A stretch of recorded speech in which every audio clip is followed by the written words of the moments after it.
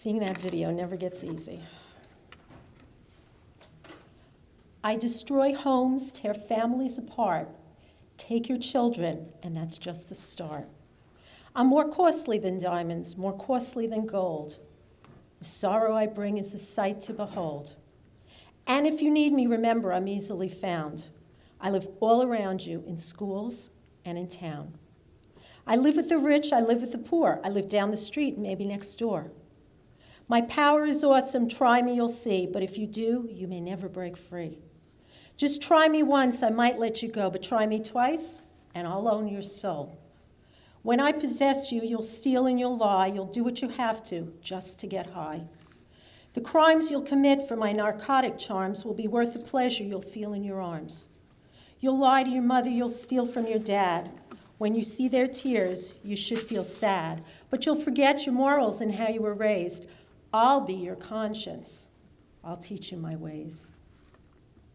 I take kids from parents and parents from kids. I turn people from God and separate from friends. I'll take everything from you, your looks and your pride. I'll be with you always, right by your side. You'll give up everything, your family, your home, your friends, your money. Then you'll be alone. I'll take and I'll take till you have nothing more to give. When I'm finished with you, you'll be lucky to live. If you try me, be warned, this is no game. If given the chance, I'll drive you insane. I'll ravish your body, I'll control your mind, I'll own you completely. Your soul will be mine. The nightmares I'll give you while lying in bed, the voices you'll hear from inside your head, the sweats, the shakes, the visions you'll see. I want you to know, these are all gifts from me. But then it's too late and you'll know in your heart that you are mine and we shall not part. You'll regret that you tried me, they always do. But you came to me, not I to you. You knew this would happen many times, you were told, but you challenged my power and chose to be bold. You could have said no and just walked away. If you could live that day over, now what would you say? I'll be your master, you will be my slave. I'll even go with you when you go to your grave. Now that you have met me, what will you do? Will you try me or not? It's all up to you. I can bring you more misery than words can tell. Come, take my hand, let me lead you to hell. Signed, Drugs. I am here speaking on behalf of my son, Aryeh Natan, who can no longer speak for himself. 10 months ago, I stood in this room receiving friends and family as they arrived for Ari's funeral. 10 months ago, my family and I stood here as Rabbi Kellemer did Kriya for us. And 10 months ago, my family and I delivered eulogies in memory of Aryeh Natan, born June 12, 1988, and died May 15, 2016.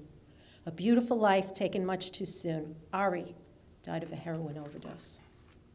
I will no longer hear the sound of Ari's voice, the way he used to say, "Hello, Mommy," every time he called. I always thought it was endearing that he never called me Mom or Ma, like most adults, but Mommy, like the little boy he once was. I would give anything to hear his voice again. I will no longer see the face that lit up my heart, those twinkling blue eyes and his magnificent smile. Heroin took his life. I could stand here and tell you all about Ari, how well-rounded he was, how talented and smart he was. I could tell you about what a great friend he was, how each of his friends considered themselves to be his best friend because they knew that he would always have their backs no matter what. I could tell you about how he shut down our street on the weekends with his organized hockey games. He would try to round up every kid on the block, regardless of age, and encourage them to play. He even had goalie uniforms that were a requirement for the games. I could tell you about how much Ari loved to read and the vast amount of books that I would send him, which he would finish in a week, begging me for more. I could tell you about how much he enjoyed playing the piano, jamming with friends, and even alone on the keyboard in his room. I could share with you Ari's love of cooking and how he used to drive me crazy asking for different recipes. I could tell you about Ari's love of animals and the little dog that Ari found that had been abandoned. Ari named the dog Snickers because he had been eating a Snickers bar at the time. Snickers was a beautiful Yorkshire Terrier. Ari fell in love with the dog and was devastated when he had to give him up a year later because Snickers became ill and Ari could no longer care for him. I could tell you about how much Ari adored his younger sister and brother, and they him. Oh, how I wish Ari could tell you all of this himself, but Ari is gone and the pain of his loss is immense. Ari was brought up in an Orthodox home not unlike many of the people here. He attended yeshiva from nursery Aleph as a 3-year-old through the 12th grade. He was raised with love and a tremendous amount of emotional support, as every child should be. He was cherished from the time he was born, even through adulthood and through his addiction. But here's what I couldn't understand. How did my son, the product of an Orthodox family educated in a yeshiva environment, become an addict? After all, doesn't drug abuse only exist in the outside world? We live in our religious bubble. How can this happen to us? As far as I was concerned, drug addicts came from public schools in the inner cities, broken homes, and homes where abuse exists. As far as I knew, drugs were found in poverty-stricken areas like the slums and areas where there is a lack of education. We now know that drug and alcohol abuse is rampant in the yeshiva setting as well. Students are leaving school during lunch breaks to use drugs. They come back and fall asleep in class. They are out of it. They are high. Where are the teachers, administrators, and parents? Why aren't they on top of this? Drug addiction does not discriminate between the races, religions, or gender. It affects us all in one way or another. Many in the Orthodox community don't believe it can happen to them. Sadly, my family is an example of the fact that it can. In the last year within the Orthodox community, we have lost an overwhelmingly large amount of young men and women to drug overdoses. The exact number is irrelevant because even one child lost to this horrible disease is one death too many. My heart breaks for the families of these children. A common misconception is that many kids will experiment with drugs, use once or twice, or use recreationally, and it's no big deal. It is a big deal. No one knows whether or not they are predisposed to becoming addicted to drugs and/or alcohol. All of these beautiful children who died of overdoses started out by thinking that they would be okay, and their drug use was no big deal. My Ari suffered from the disease of addiction. The Surgeon General, Dr. Vivek H. Murthy, wrote a report on alcohol, drugs, and health for 2016, the first of its kind. In it, he said that, quote, addiction is a chronic brain disease that has the potential for both recurrence, relapse, and recovery. Addiction is, in fact, a deadly disease. We need to take charge of it by saying we have a problem and not sweeping it under the rug. We need to understand that it is a disease not unlike cancer or diabetes. Would anyone deny that cancer or diabetes exists? Would we deny our children medical treatment for those illnesses? Absolutely not. So then why are we ashamed to say that the disease of drug addiction exists in our communities and in our schools? Our kids need help, and there is help out there if we just reach out and ask for it. Unfortunately, while Ari had been in many rehab programs, he could not get out of his own way and accept the help that was offered.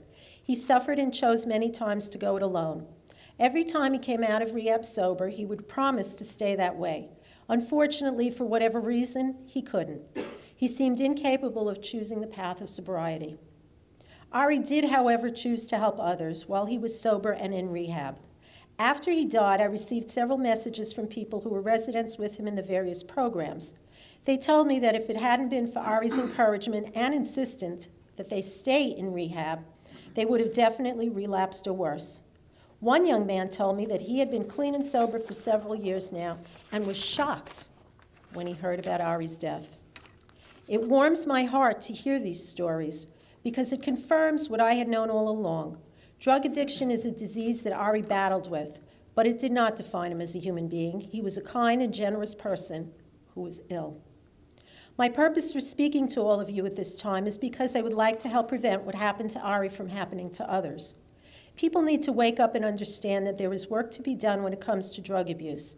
And if the work starts now, we can hopefully save our children instead of watching them die. There have been too many deaths. Education and programming within the schools for students, teachers, administrators, as well as parents is necessary for prevention. It is also necessary to have the tools to deal with those who are unfortunately already addicted. It is 10 months since Ari died. He was struggling for a long time, and maybe the time was right for him to make his aliyah back to Hashem. We, the family and friends that love him, are struggling with his passing, and even though it has been difficult for his loved ones, I firmly believe that he would want us to continue on this journey of life. Part of Ari's legacy are the years that he should have lived, so now we go on and live them for him. We cherish those years and make them count. Ari always wanted to help people, and he was usually the first in line with a helping hand if someone, regardless of who it was in trouble. To that end, I am addressing this crowd in his memory in the hope that I can help even one person who is struggling.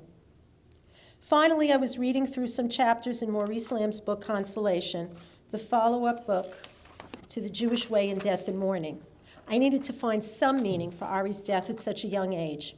There is a paragraph that I would like to share with all of you that gave me some comfort. As we separate and die from the womb, only to be born to life, so we separate and die from our world, only to be reborn to life eternal. The exit from the womb is the birth of the body. The exit from the body is the birth of the soul. As the womb requires a gestation period of 9 months, the world requires a residence of decades. As the womb is prosdor, an anteroom, for the preparation of life, so our present existence is prosdor to the world beyond. Ari had almost 3 decades of residence in this world as preparation for the world beyond. I would like to think that maybe he was extra special to Hashem, as he didn't need as much time as the rest of us do to prepare for the world to come. Ari struggled so much in this world, and even through his struggles, he tried to help others. Ari was a gift that we received and a gift that was taken back earlier than anticipated. Ari's mission here in this world is complete. Unfortunately, through Ari's suffering, I have become more aware of the toll addiction takes on a family and a community. In Ari's memory, I hope that we can work together on getting the information about addiction out there, both on the level of prevention, as well as assisting those who are in the midst of fighting the disease. May Ari's neshama and the neshamas of all of the beautiful children that we have lost to addiction have an aliyah.